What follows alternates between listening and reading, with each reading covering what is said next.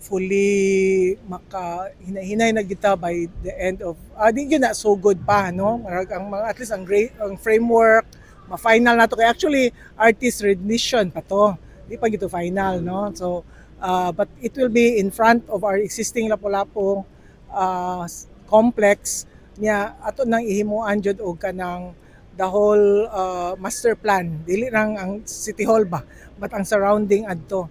Oh, ato gito dili ato lang use of our own funds. Oo. Actually nanataroy makaingon ko mga 700 million nanata ang syudad ha for City Hall. Tagana na nagsugod last year 200 this year niya natay nakolekta na 300 ato nang gigahin po para sa kon. Kung pwede lang di ta mo loan jud or nag-atang nagsigig pangulitaw ang Land Bank ug ang DBP.